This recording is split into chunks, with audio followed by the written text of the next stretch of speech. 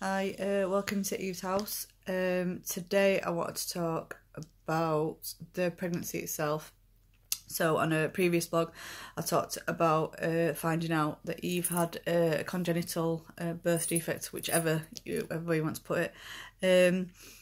So my care at 15 weeks pregnant was transferred from district to the regional maternity unit, which obviously deal with any complicated birth, anything like that they know was going to be difficult. So I went there, saw I think it's a fetal-natal specialist, or something like that, who monitored me all the way through the pregnancy. I had quite a few scans, watched all her organs as she was developing. He originally gave us 40-60 chance of survival, so the 40 being the chance of survival, just because he said that as she'd been diagnosed so early, it's usually quite a bad sign. It's quite severe. So that wasn't easy. But as we went further on through the pregnancy, towards the end, he did say it's a 50-50 chance, which, as far as I'm led to believe, is pretty common for the diaphragmatic hernias. 50% of the babies make it and 50% don't. So that's really difficult. So we just went through, and it was just week to week, trying to get through it, knowing about it, discussing it with the other two children, having to tell them that they were going to have a little baby in the house, or we were having a baby, that we weren't sure if we'd be able to bring home. And I think for me, I feel that your children have a right to know, and it's kind of a really difficult thing. So how much do you tell them, and what words do you use to try and explain to them what's happening, and it's not an easy thing to say.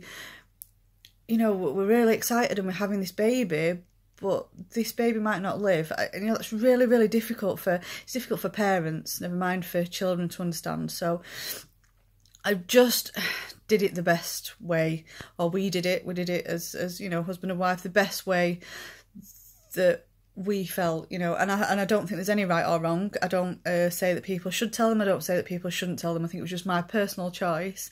And I think sometimes we discussed it with other people outside of the family as well. I'd go on school runs and pregnant, and people would want to talk to me about it and things. And I was quite clear that there was complications. I was quite clear that things weren't just, as simple as being pregnant and the baby was coming and la-di-da-di-da and all that type of thing, because I think for me, I needed to protect myself a little bit from it.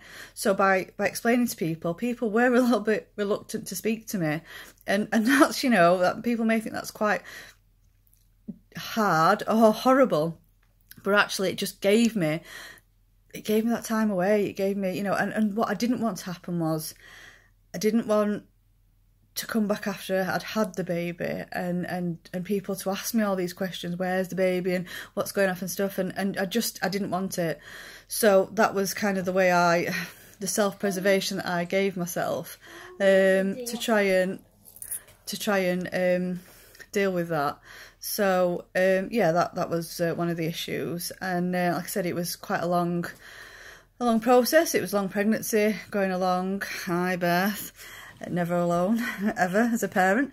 And we just went from each appointment to each appointment. Most of them were quite positive in the way she was growing. In the way she was growing and everything, and she was doing really well.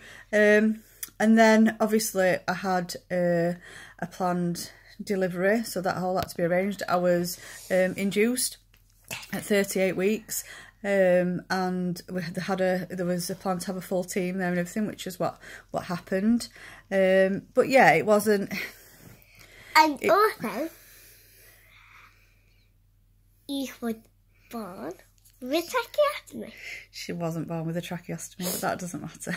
Yeah, so it was difficult. It's not easy, and the stress that it puts on you, when you've got when you're pregnant and you're already, there's so much going off, and then everything like that, the stress is just immense.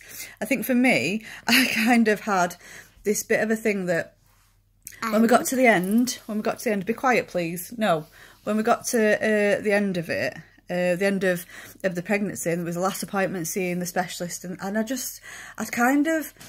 I thought I'd get there and I'd feel better, and I'd think, right now, you know, we're having the baby, we're everything, and actually it was probably one of the worst times in the pregnancy up to then, just because I think I got there and thought, this is not even, you know, this is the start of the journey, this is you know, the part where it becomes real, and this baby that I've been able to protect and keep in my tummy, and she doesn't need to breathe and she doesn't need to do all these things, this is a really scary part where this baby now has to fight, and there's nothing I can do to help her. There's nothing I can do to change that. I'm kind of helpless at that point. So it was really, it was a really difficult and a really dramatic time for me, and Stephen as well. I don't downplay that at all. And obviously Eve was a December baby as well. She was born 3 days after Christmas, so we kind of had Christmas and then didn't really get to, you know, have any family time or enjoy it too much, and I went into hospital and then we had her. So, right, I'm going to leave it there for tonight because someone's trying to really do my head in and irritate me. So, yeah, I'm out for now. See you later.